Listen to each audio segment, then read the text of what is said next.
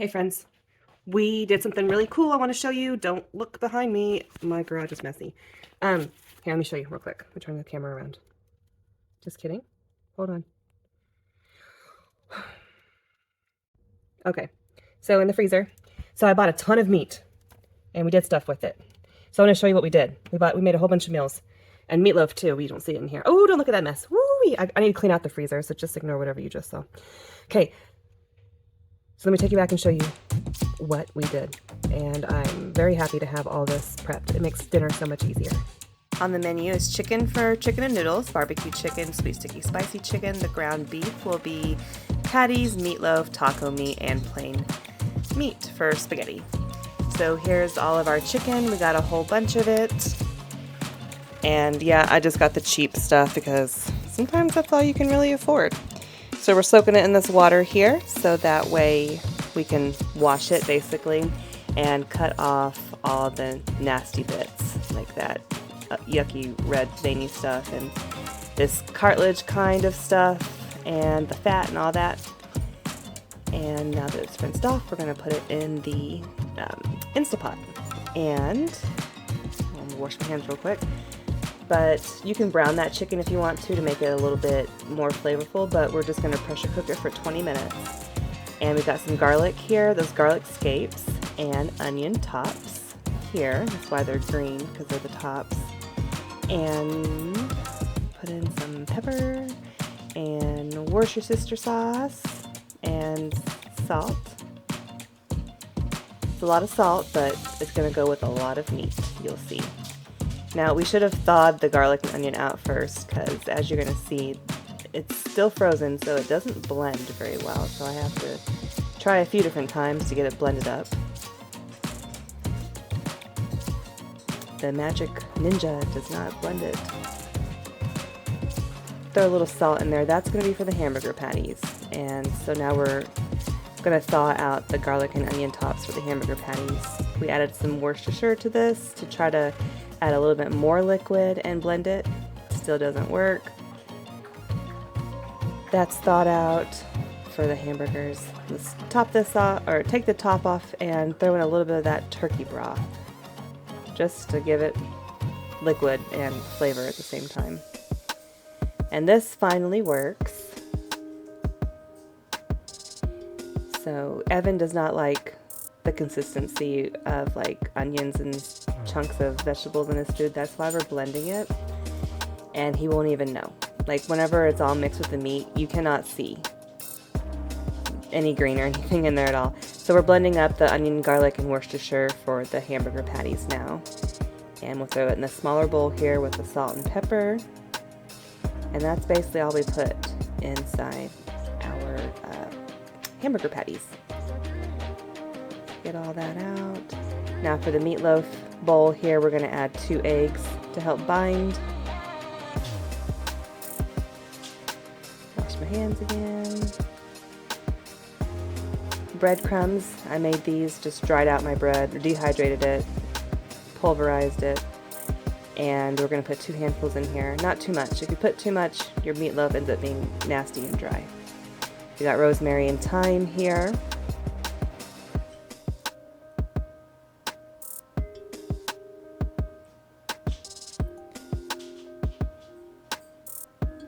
Finally. This is ground turkey I've had in the freezer for years.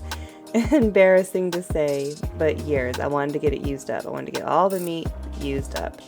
We don't like the texture of it, so we divide it between the meatloaf and the plain meat that's going to go on the skillet here. So that way you don't even notice. And then, again, not the best quality meat here, but once again, buying what I can afford, because meat's just so expensive these days. So we're going to portion it up. So got a nice view of the cabinet there, but I'm trying to portion like enough for several hamburger patties because Evan said he wanted patties for dinner that night. And over here is where we're going to cook a bunch of the meat just by itself, and it'll be for spaghetti and taco meat later on. And then that big bowl was for meatloaf. So I'm going to play with this and kind of shape what I think will be like 2 sizes, or like for like 2 meatloafs.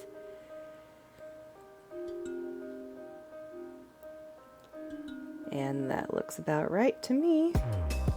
So I throw 2 worth into the big bowl and got a little bit more to divide up here. So make a few more patties, add a smidgen of that meatloaf, and toss the rest in there. While we still have our gloves on, let's get this all mixed up. And you'll see the green is all gone. You can't even see. You can taste the garlic and onion, but you can't see it.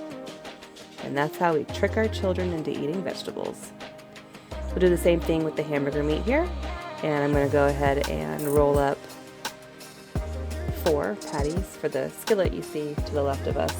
And when you do this technique here where you just slap it between your hands back and forth, that actually helps round it out a little bit better. Instead of just smushing it flat, you get a bunch of jaggedy edges. So I'm just trying to make a roundish patty.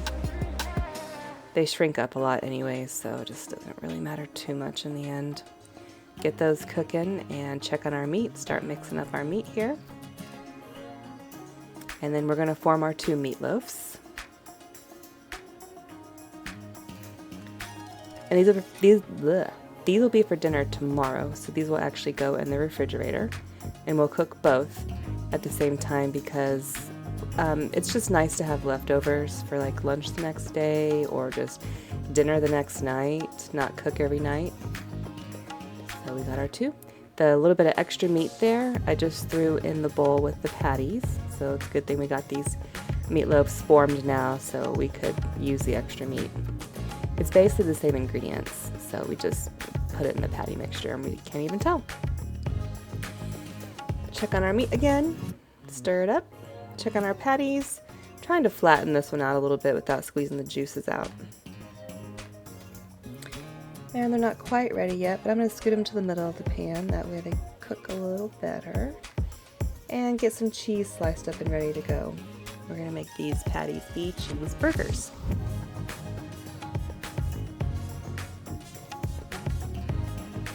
And that should do it. Alright, one side's browned, we're going to flip them. And usually once you get the other side browned, it's enough to like cook all the blood out. And we're going to prepare our sauce for the sweet, sticky, spicy chicken now. So I'm adding liquid aminos to my hot sauce bottle. I'm using the last bit of my hot sauce up, finally. It's the ghost pepper hot sauce from last year's garden that I made last year. And there should be garlic and ginger in there, and honey and brown sugar. Yep, so that was the ginger. Now there's the garlic and no onion, that's right. So ginger and garlic are in there right now. I'm going to thaw those out so that way we can mix them up. And Evan doesn't even notice the green because the sauce is so dark. We don't need to blend this up. He doesn't notice. A whole bunch of brown sugar. The recipe for this is from All Recipes, and I will link it in the description. Let's go ahead and top these with cheese now that the blood's cooked out.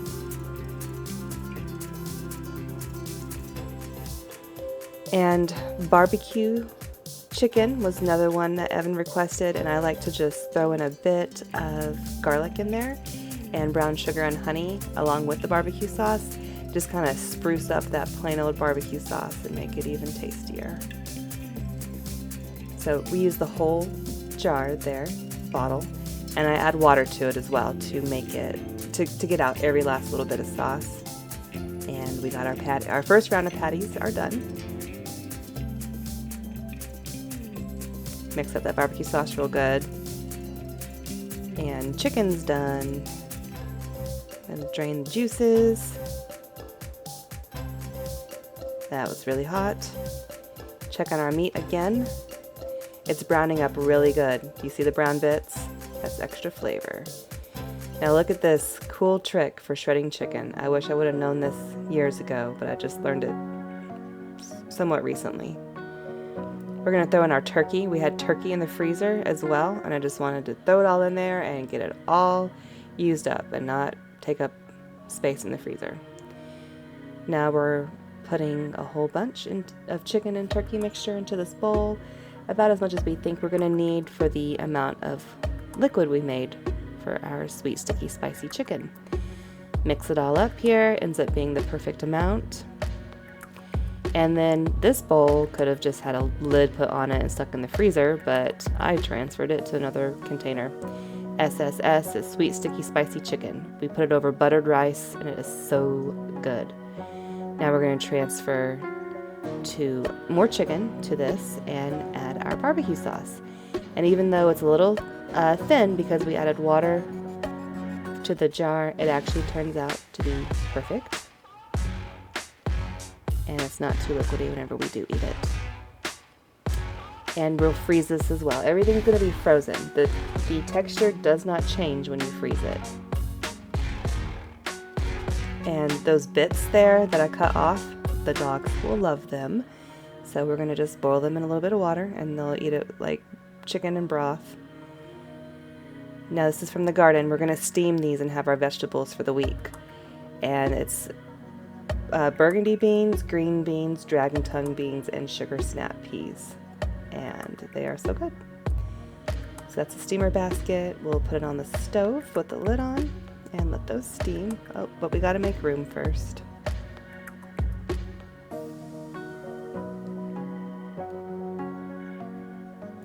And then that broth is going to go in this bowl with this chicken.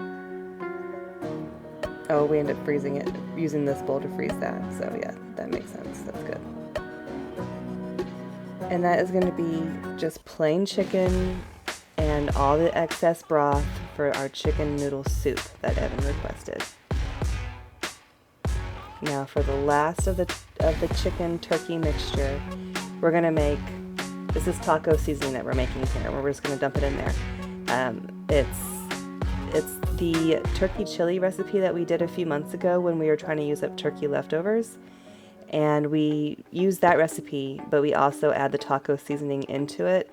And it turns into like this thick, creamy turkey, chicken, chili taco soup. But it's thick, so I also ate it as dip. And it was one of my favorites. We've actually been eating it all week this week. And I'm not even sick of it yet. So we just add all the spices. It's McCormick's taco seasoning. You can Google it. I'll also put it in the description. So it's the paprika, cumin, garlic, onion, paprika, cumin, chili powder, onion, oregano. I'm trying to remember everything. And we just throw it in there and freeze it just like that. And then we put it all in the container, like the pot, whenever we cook it up. And then I cook up huge batches of the chicken noodle soup and a huge batch of this dip here whenever I do make the actual meal with the meat. Like the meat part's done, so like half the battle's done. And then we eat it for a few nights, and then I put that meal back in the freezer. So I have freezer meals that I make after I've done this meat prep.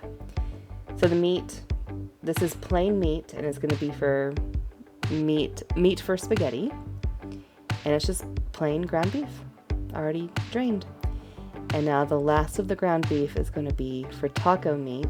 So we're using the same taco seasoning recipe, and we're making taco seasoning. Yeah.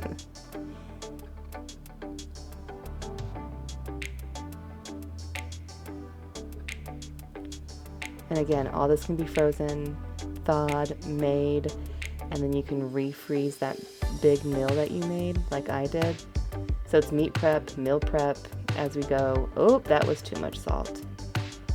This does end up being pretty salty, but once you wrap it up in a tortilla with vegetables and all that, or top your nachos with it, it really isn't too terribly salty. That's garlic scape. I could have added more, but that's just what I did in the moment. Just did one little cube of garlic scape. Mix her all up, give her a taste, and it's good. Salty, but good. So we'll go ahead and dish it up in another freezer-safe bowl. Now our green beans are nice and tender, and these can last in the fridge for a week or so. Just microwave them. They're perfectly fine. Tasty. So here we have everything out. Our burgers for tonight. And then we have our chicken noodle soup stuff, our chicken taco soup, chili taco stuff, taco beef, meat for spaghetti, our barbecue chicken for sandwiches, and sweet sticky spicy chicken that we're going to put over rice, green beans, and our meatloaf. And ta-da! Isn't that cool? They're not full meals, but they make life so much easier because cooking the meat is half the battle or half the time when it comes to dinner. So the meat's already done and you just either heat it up or dump it into the whatever you're making and boom, good to go. Make your sides, half the battle done.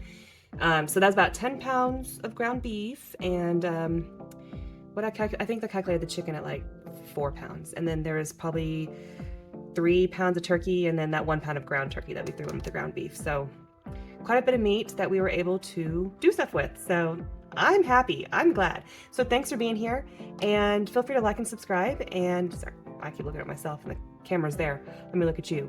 So have a wonderful day. Feel free to like and subscribe. Ignore whatever you're seeing behind me. Look, you can look at that pile of potting mix. That's more appropriate. Okay. Have a wonderful day. I will talk to you later. Feel free to like and subscribe and comment and have a great day. I think I already said that, but I'm saying it again. I'll see you next time.